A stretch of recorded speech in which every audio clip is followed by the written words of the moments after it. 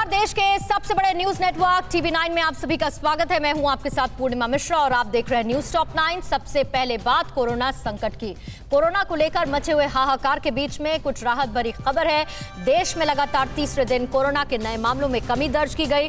दिल्ली और महाराष्ट्र में भी नए केसेस में गिरावट आई है, लेकिन दक्षिण भारत के राज्य कर्नाटक में कोरोना की रफ्तार काफी तेज हो चुकी है। आज बिहार में लॉकडाउन लगाने को लेकर पटना हाईकोर्ट में अहम सुनवाई होनी है। उत्तर प्रदेश में भी शुक्रवार रात से सोमवार तक लगाए गए लॉकडाउन को मंगलवार सुबह 7 बजे तक बढ़ा दिया गया। इसके साथ ही देखेंगे भारत में एक और वैक्सीन के आने की खबर क्या है। कोरोना से जुड़ी बड़ी खबरें देखिए टॉप 9 कोरोना से जान। देश में पिछले 3 दिनों से कोरोना के नए केसों में कमी आ रही है, जो अच्छे संकेत है। पिछले 24 घंटे में 3,55,000 से ज्यादा केस मिले हैं, जबकि 3400 से ज्यादा लोगों की मौत हो गई। राहत की खबर ये है कि एक दिन में कल 3,18,000 से ज्यादा लोग ठीक होकर घर भी लौटे हैं। ये लगातार तीसरा दिन है जब देश में नए केस में कमी आई है। हालांकि एक्टिव केसों की संख्या अब भी 34,40,000 से ज्यादा है। दिल्ली से भी नए केस को लेकर थोड़ी राहत भरी खबर है। हालांकि मौत के आंकड़े बढ़ने से चिंता बढ़ी है। कल एक दिन में 448 लोगों की मौत हो गई, जो एक दिन में सबसे बड़ा आंकड़ा है। कल 18,043 नए केस मिले। दिल्ली में होम आइसोलेशन में 50,000 से ज्यादा मरीज हैं। सोमवार को वैक्सीनेशन की रफ्तार भी धीमी रही। 24 घंटे में सिर्फ 1611 लोगों को वैक्सीन लगाई जा सकी। महाराष्ट्र में लॉकडाउन का असर दिखने लगा है। महाराष्ट्र में कल 48,621 केस मिले, जबकि कुछ दिन पहले तक रोजाना 60,000 से ज्यादा केस मिल रहे थे। 24 घंटे में 567 लोगों की मौत हो गई। महाराष्ट्र में तो केस कम हो रहे हैं, लेकिन कर्नाटक में कोरोना की रफ्तार काफी तेज हो गई है। कल एक दिन में 44,000 से ज्यादा केस मिले, जबकि 239 लोगों की मौत हो गई। बिहार की नीतीश सरकार को आज पटना हाईकोर्ट को बताना है कि क्या वो संपूर्ण लॉकडाउन लगा रही है या नहीं। अगर आज सरकार इस पर कुछ बताने में विफल रही तो कोर्ट कोई बड़ा फैसला कर सकता है। कल कोर्ट ने नीतीश सरकार को जमकर फटकारा था। कोर्ट ने कोरोना की बेकाबू रफ्तार और राज्य में बदहाल हेल्थ सिस्टम को लेकर कहा था कि ऐसा लग रहा है कि पूरा तंत्र ध्वस्त हो चुका है। Navy chief admiral Karambir Singh ने पीएम मोदी से मुलाकात की है। दोनों के बीच कोविड महामारी से निपटने में नेवी की ओर से किए जा रहे प्रयासों पर चर्चा हुई। नेवी चीफ ने बताया कि उनकी टीम कैसे लक्षद्वीप और अंडमान निकोबार में ऑक्सीजन की उपलब्धता बढ़ाने में मदद कर रही है। उन्होंने ये जानकारी भी दी कि नौसेना बहरीन, कतर, कुवैत और सिंगापुर से ऑक्सीजन कंटेनरों को भारत ला रही है। ब्रिटेन में रह रहे कोविशील्ड वैक्सीन बनाने वाली कंपनी सीरम इंस्टीट्यूट के सीईओ अदार पूनावाला ने कहा है कि उनके बयानों को तोड़ मड़ोड़ कर पेश किया गया है। उन्होंने कहा कि हम कोरोना के खिलाफ जंग को मजबूत करने के लिए और ज्यादा मेहनत करेंगे। इससे पहले एक इंटरव्यू में पूनावाला ने कहा था जल्दी वैक्सीन की सप्लाई के लिए उन्हें धमकी तक दी जा रही है। देश में वैक्सीनेशन की मुहिम को तेज करने के लिए केंद्र सरकार वैक्सीन बनाने वाली कंपनियों से इसका उत्पादन बढ़ाने को कह रही है। केंद्र ने वैक्सीन की 16 करोड़ अतिरिक्त डोज के लिए सीरम और बायोटेक को 2520 करोड़ एडवांस के तौर पर दिए हैं। इसके जरिए कोविशील्ड के 11 करोड़ डोज और कोवैक्सीन की 5 करोड़ खुराक मिलेंगे। स्पुतनिक वी वैक्सीन का प्रोडक्शन बढ़ाने के लिए रूस ने चीनी कंपनियों से 2 करोड़ 60 लाख डोज का करार किया है। माना जा रहा है कि इसके बाद रूस अब तेजी से भारत समेत लैटिन अमेरिका, मध्य पूर्व और अफ्रीका में वैक्सीन के ऑर्डर को पूरा कर पाएगा। रूस भारत को जून तक 82 लाख वैक्सीन की डोज देने वाला है। अब तक स्पुतनिक वी वैक्सीन के 2 लाख डोज भारत पहुंच चुका है। कोरोना की वैक्सीन बनाने वाली अमेरिकी कंपनी फाइजर ने भारत सरकार से जल्द वैक्सीन के इस्तेमाल की मंजूरी के लिए अपील की है। फाइजर के चेयरमैन अल्बर्ट बुर्ला ने कहा है कि जल्द मंजूरी देने के लिए उनकी केंद्र सरकार से बातचीत चल रही है। इस बीच फाइजर ने 510 करोड़ की दवाएं भारत भेजने का फैसला किया है, जिससे कोरोना मरीजों के इलाज में मदद मिल सके। ऑक्सीजन की कमी को लेकर उठ रहे सवालों के बीच स्वास्थ्य मंत्रालय ने दावा किया कि देश में ऑक्सीजन की कोई कमी नहीं है। कोरोना संकट को लेकर आज प्रधानमंत्री नरेंद्र मोदी की किस देश के प्रधानमंत्री से वर्चुअल बातचीत होगी और बदहाल हेल्थ सिस्टम की वजह से कहां-कहां पर बेबसी और लाचारी की तस्वीरें देखने को मिली। ऑक्सीजन संकट से जुड़ी हुई खबरें देखिए टॉप 9 सांस की आस। ब्रिटेन भारत को 1000 वेंटिलेटर्स देगा। इस बात की घोषणा आज होने वाली पीएम मोदी और ब्रिटिश पीएम की वर्चुअल समिट से पहले की गई। इसके साथ ही ब्रिटेन ऑक्सीजन कंटेनर्स भी भेज रहा है। इस समिट में दोनों नेता रोड मैप 2030 को लॉन्च करेंगे, जिसका मकसद आने वाले दशक में भारत ब्रिटेन के बीच रिश्तों को गहरा करना है। ब्रिटेन ने कहा है कि कोरोना वायरस से लड़ रहे भारत के साथ वो हर कदम पर खड़ा है। स्वास्थ्य मंत्रालय ने दावा किया कि देश में पर्याप्त मात्रा में ऑक्सीजन उपलब्ध है। मंत्रालय के दावे के मुताबिक 1 अगस्त 2020 को देश में 5,700 मीट्रिक टन ऑक्सीजन का उत्पादन हो रहा था, जो अब लगभग 9,000 मीट्रिक टन हो गया है। विदेशों से भी ऑक्सीजन का आयात किया जा रहा है। स्वास्थ्य मंत्रालय ने कहा, ऑक्सीजन प्लांट के पास कोविड केयर सेंटर बनाया जाएगा। यूपी के मुख्यमंत्री योगी आदित्यनाथ ने कहा है कि राज्य के अस्पतालों में 300 ऑक्सीजन प्लांट लगेंगे। इनमें से 61 प्लांट पीएम केयर फंड के जरिए लगाए जाएंगे। बताया गया है कि इसके लिए केंद्र सरकार को प्रस्ताव भेज दिया गया है। कोरोना के दूसरे वेव में यूपी में आए दिन ऑक्सीजन की किल्लत हो रही है और लोगों की जानें जा रही है। कोरोना मरीजों के लिए ऑक्सीजन के लिए हो रही महामारी के बीच लखनऊ में पुलिस ने इसकी कालाबाजारी करने वाले 2 शातिर को गिरफ्तार किया है। पुलिस ने इनके पास से छोटे बड़े मिलाकर 87 ऑक्सीजन सिलेंडर बरामद किए हैं। साथ में 1 लाख से अधिक की नकदी भी बरामद की गई है। ये गिरोह लोगों की मजबूरी का फायदा उठाकर मुंह मांगी कीमत में सिलेंडर बेचते थे। राजस्थान के सीएम अशोक गहलोत ने कहा कि वो केंद्र सरकार से ऑक्सीजन की भीख मांग रहे हैं। इसको लेकर उन्होंने गृह मंत्री अमित शाह से भी बात की है। गृह मंत्री ने ऑक्सीजन सप्लाई करने वाले 5 टैंकर अलॉट किए हैं। गहलोत ने कहा, 5 ऑक्सीजन टैंकर के लिए केंद्रीय गृह मंत्री से बात करनी पड़ रही है। राज्य में ऑक्सीजन की कमी से कई मरीजों की मौत भी हो चुकी है। उत्तर प्रदेश के फिरोजाबाद में बदहाल हेल्थ सिस्टम की वजह से मानवता को शर्मसार करने वाली तस्वीर देखने को मिली। अस्पताल की ओर से एम्बुलेंस नहीं दिए जाने पर एक महिला को अपने पति का शव ई-रिक्शे में किसी तरह से ले जाना पड़ा है। महिला के पति को सांस लेने में दिक्कत हो रही थी, लेकिन ट्रामा सेंटर में इलाज के इंतजार में उसकी मौत हो गई। कोरोना के भयावह दौर की कई तस्वीरें विचलित करने वाली होती है। हम ये तस्वीर नहीं दिखाना चाहते, लेकिन हालात की हकीकत दिखाने के लिए हमें ये तस्वीर दिखानी पड़ रही है। ये वायरल वीडियो आंध्र प्रदेश के तिरुपति की है, जहां एक शख्स अस्पताल में बेड मिलने के इंतजार में अस्पताल के गेट पर ही दम तोड़ देता है। अस्पताल प्रशासन ने मरीज को गेट पर ही इंतजार करने को कहा था। कोरोना का संक्रमण अब कई राज्यों के गांव तक पहुंच चुका है। आंध्र प्रदेश के श्रीकाकुलम जिले के एक गांव में कोरोना पॉजिटिव मजदूर ने अपनी पत्नी और बेटी के सामने ही दम तोड़ दिया। अचानक ऑक्सीजन लेवल कम होने से मजदूर की तबीयत बहुत ज्यादा खराब हो गई थी। मां के मना करने के बाद भी बेटी ने पिता को संभालने की कोशिश की, लेकिन उसकी सांसें टूट गई। यूपी के शाहजहांपुर में ऑक्सीजन की तलाश में निकला परिवार हादसे का शिकार हो गया। तेज रफ्तार कार के पेड़ से टकराने की वजह से मरीज समेत 5 की मौत हो गई। 5 लोग बीमार महिला के लिए ऑक्सीजन की तलाश में निकले थे। शाहजहांपुर के बाद बरेली में भी ऑक्सीजन न मिलने पर परिवार के लोग महिला को लेकर वापस लौट रहे थे।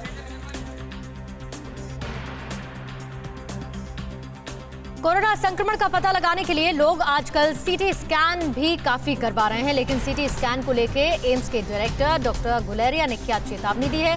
क्या वैक्सीन के सिंगल डोज से भी कोरोना को हराने में मदद मिल सकती है? और मध्य प्रदेश में 18 साल के ऊपर वालों को कब से वैक्सीन लगेगी? कितने राज्यों में हालात चिंताजनक हैं? इन सभी खबरों के लिए देखिए टॉप 9 हारेगा कोरोना। एम्स के डायरेक्टर डॉक्टर रणदीप गुलेरिया ने कहा है कि अगर आप कोरोना पॉजिटिव हैं और आपको हल्के लक्षण हैं तो आपको सीटी स्कैन कराने की कोई जरूरत नहीं है। डॉक्टर गुलेरिया ने कहा कि एक सीटी स्कैन से करीब 300 चेस्ट एक्सरे के बराबर रेडिएशन होता है। खासकर यंग एज में बार बार सीटी स्कैन कराने के बाद कैंसर का खतरा बढ़ जाता है। एम्स के डायरेक्टर डॉक्टर रणदीप गुलेरिया ने कहा कि हाल में आए आंकड़ों के मुताबिक लोग 3-3 दिन में सीटी स्कैन करा रहे हैं। बिना जरूरत के सीटी स्कैन कराने से आप खुद को नुकसान पहुंचा रहे हैं। गुलेरिया ने कहा कि अगर मरीज बिना होम आइसोलेशन में है और माइल्ड इन्फेक्शन है तो सीटी स्कैन न कराएं। अगर छाती में दर्द हो और सैचुरेशन 93 या उससे कम हो रही हो तो तुरंत डॉक्टर से संपर्क करें। कोरोना से निपटने के लिए मेडिकल स्टाफ की बढ़ती जरूरतों को देखते हुए पीएम मोदी की अगुवाई में हुई बैठक में यह तय हुआ है कि कोविड प्रबंधन में काम करने वाले स्टूडेंट या पेशेवरों को 100 दिनों का अनुभव होने के बाद आगे सरकारी नौकरियों में प्राथमिकता दी जाएगी। साथ ही ऐसे सभी चिकित्सा कर्मियों को भारत सरकार की ओर से पीएम कोविड राष्ट्रीय सेवा सम्मान दिया जाएगा। केंद्र एक्टिव केस के हिसाब से राज्यों को महामारी से निपटने में मदद देने की कोशिशों में जुटा है। स्वास्थ्य मंत्रालय के संयुक्त सचिव लव अग्रवाल ने कहा कि देश में 12 राज्य ऐसे हैं जहां 1 लाख से भी ज्यादा सक्रिय मामले हैं। 7 राज्यों में 50,000 से 1 लाख के बीच एक्टिव केस है, जबकि 17 राज्य ऐसे हैं जहां 50,000 से भी कम एक्टिव मरीज हैं। कोरोना की वैक्सीन को लेकर लंदन की 3 बड़ी यूनिवर्सिटी की स्टडी में एक नई बात सामने आई है। इस रिसर्च में फाइजर और बायोएनटेक वैक्सीन लेने वालों पर स्टडी की गई है। रिसर्च में पाया गया है कि कोरोना पॉजिटिव हो चुके लोगों के लिए वैक्सीन की एक डोज ही कारगर है। रिसर्च करने वालों ने वायरस के ब्रिटेन और दक्षिण अफ्रीकी स्ट्रेन पर यह स्टडी की है। 18 से 44 साल तक लोगों को मध्य प्रदेश में कल से वैक्सीन देने का अभियान शुरू होगा। सीएम शिवराज सिंह चौहान ने कहा कि फिलहाल 5 से 15 मई तक 1,48,000 डोज देने का कार्यक्रम तय किया गया है। वैक्सीन का स्टॉक नहीं होने से मध्य प्रदेश में 1 मई से 18 साल के ऊपर वालों के लिए वैक्सीनेशन अभियान शुरू नहीं हो पाया था। शिवराज ने कहा उन्हें 5 करोड़ 19 लाख डोज की आवश्यकता है। मध्य प्रदेश की राजधानी भोपाल में देश का पहला वैक्सीनेशन ऑन व्हील शुरू किया गया है। भोपाल के एक होटल के कैंप्स में राज्य पर्यटन निगम ने ड्राइवर इन वैक्सीनेशन सेंटर शुरू किया है। इस खास अभियान में लोग अपनी गाड़ी में बैठे बैठे ही वैक्सीन लगवा रहे हैं।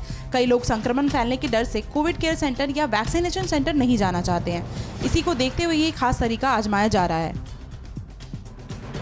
कोरोना के तेजी से बढ़ते मामलों को कंट्रोल करने के लिए चंडीगढ़ में 7 दिन के मिनी लॉकडाउन का ऐलान किया गया है। हालांकि प्रशासन ने इस बार काफी रियायतें दी है। चंडीगढ़ के प्रशासक ने आग्रह किया है कि लोग घरों में रहें। उधर हरियाणा में 10 मई तक लगाए गए लॉकडाउन के पहले दिन कई शहरों में प्रशासन को इसे लागू कराने में सख्ती बरतनी पड़ी। बिहार के मुजफ्फरपुर के SKMCH में कोरोना मरीज की मौत के बाद परिजनों ने हंगामा किया और तोड़फोड़ करने की कोशिश की। पिछले 2 दिनों में जिले में 51 कोरोना मरीजों की मौत हो गई है। इस बीच मुजफ्फरपुर के दामोदरपुर ऑक्सीजन प्लांट के दूसरे प्लांट से एक बार फिर से रीफिलिंग शुरू हो गई है। लिक्विड ऑक्सीजन की कमी की वजह से 3 दिन से यहाँ उत्पादन बंद था।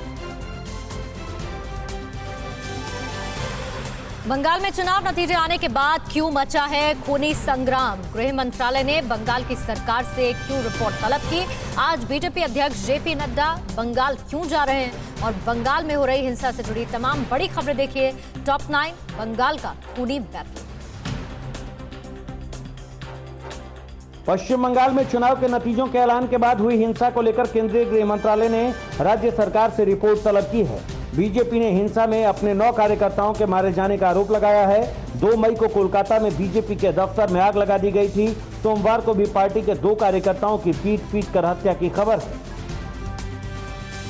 बीजेपी कार्यकर्ताओं पर हो रहे हमले को देखते हुए पार्टी अध्यक्ष JP नड्डा आज पश्चिम बंगाल पहुंच रहे हैं। बंगाल के 2 दिनों के दौरे पर नड्डा मारे गए कार्यकर्ताओं के परिवारों से मिलेंगे।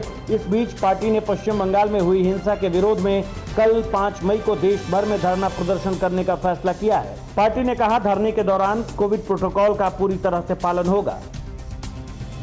पश्चिम बंगाल बीजेपी के अध्यक्ष दिलीप घोष ने राज्य में हुई हिंसा को लेकर ममता बनर्जी और उनकी पार्टी TMC को कटघरे में खड़ा किया है। दिलीप घोष ने कहा है कि प्रदेश में डर का माहौल है और सत्ताधारी पार्टी हाथ बांध कर बैठी है। पुलिस कोई मदद नहीं कर रही। घोष ने कहा कि उन्होंने इस मसले पर राज्यपाल से मुलाकात भी की है। उन्होंने कार्रवाई का भरोसा दिया है।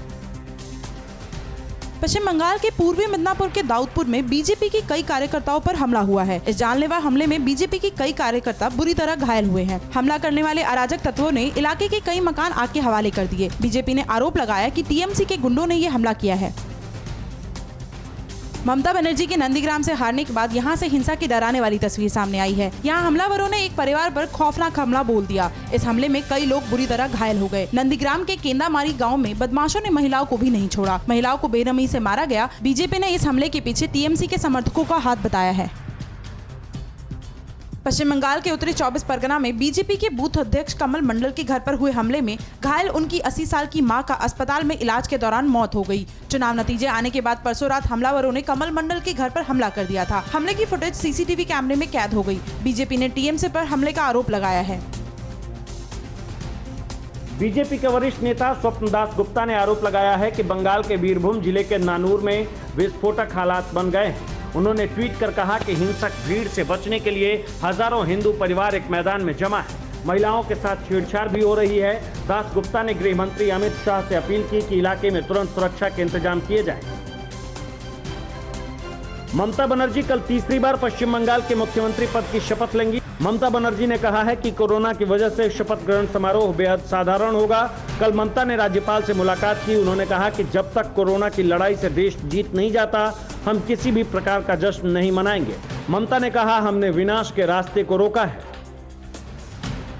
ममता बनर्जी ने नंदीग्राम में काउंटिंग में गड़बड़ी का आरोप लगाया है। ममता ने कहा है कि मुझे कई तरह के मैसेज आ रहे हैं। कुछ मैसेज ऐसे हैं जिनके मुताबिक अगर मैं रीकाउंटिंग की बात करती हूं तो मेरी जान को खतरा है। आगे नंदीग्राम को लेकर क्या करना है, इस पर पार्टी में विचार चल रहा है। पहले ममता ने फैसले को कोर्ट में चुनौती देने की बात कही थी। T20 लीग के कुछ खिलाड़ियों के कोरोना की चपेट में आने के बाद हाई कोर्ट में दिल्ली में होने वाले मुकाबले को रद्द करने के लिए याचिका दाखिल की गई। आज दिल्ली में ही मुंबई और हैदराबाद के बीच मुकाबला है। T20 लीग से जुड़ी खबरें देखिए टॉप 9 T20। T20 लीग में आज शाम दिल्ली में सनराइजर्स हैदराबाद और मुंबई इंडियंस के बीच मैच खेला जाएगा। मुंबई की टीम इस सीजन के आंकड़ों के लिहाज से इस मैच में ज्यादा मजबूत है। पॉइंट्स टेबल में मुंबई की टीम चौथे पायदान पर है, जबकि सनराइजर्स हैदराबाद की टीम आखिरी पायदान पर। मुंबई की टीम ने सीजन में अब तक 7 मैच खेले हैं, जिनमें से उसे 4 मैच में जीत मिली है। इस तरह उसके खाते में कुल 8 अंक हैं, जबकि सनराइजर्स हैदराबाद की टीम जिसने 7 मैच खेले हैं उसमें उसे सिर्फ 1 मैच में जीत मिली है और उसके खाते में सिर्फ 2 अंक हैं। सनराइजर्स हैदराबाद की टीम ने सीजन के बीच में ही अपनी कप्तानी में बदलाव किया था। डेविड वार्नर की जगह कप्तानी केन विलियमसन को सौंपी गई थी। हालांकि विलियमसन की कप्तानी में भी हैदराबाद को पिछले मैच में राजस्थान रॉयल्स से बड़ी हार का सामना करना पड़ा था। आज एक बार फिर केन विलियमसन की कप्तानी का इम्तिहान होगा। इस सीजन में मुंबई इंडियंस और सनराइजर्स हैदराबाद के बीच 17 अप्रैल को खेले गए पिछले मैच में मुंबई इंडियंस ने हैदराबाद को 13 रन से हरा दिया था। मुंबई ने पहले बल्लेबाजी करते हुए 5 विकेट पर 150 रन बनाए थे, लेकिन 151 रन के आसान लक्ष्य के सामने भी हैदराबाद ने सरेंडर कर दिया था। हैदराबाद की पूरी टीम 137 रन बनाकर ऑल आउट हो गई थी। इस सीजन में 30 मैच के बाद पॉइंट्स टेबल में दिल्ली की टीम पहले पायदान पर है। उसके खाते में 6 जीत से 12 अंक है। दूसरे पायदान पर चेन्नई सुपर किंग्स की टीम है, जिसने 5 मैच जीतकर 10 अंक हासिल किए हैं। 5 मैच जीतकर 10 अंक के साथ ही रॉयल चैलेंजर्स बैंगलोर की टीम तीसरे पायदान पर है। इस सीजन में ऑरेंज कैप पर एक बार फिर शिखर धवन ने कब्जा जमा लिया है। दिल्ली कैपिटल्स के लिए शिखर धवन ने 8 मैच में 380 रन बनाए हैं। वहीं पर्पल कैप पर रॉयल चैलेंजर्स बैंगलोर के हर्षल पटेल का कब्जा बरकरार है। हर्षल पटेल ने अब तक 7 मैच में 17 विकेट लिए हैं। इस सीजन में अब तक सबसे ज्यादा छक्के लगाने के मामले में पंजाब किंग्स के कप्तान केएल राहुल सबसे आगे चल रहे हैं। उन्होंने 16 छक्के लगाए हैं, लेकिन अब अपेंडिसाइटिस की वजह से वो टूर्नामेंट के अगले कुछ मैचों से बाहर हो गए हैं। दूसरे नंबर पर जॉनी बेयरस्टो चल रहे हैं, उन्होंने 15 छक्के लगाए हैं।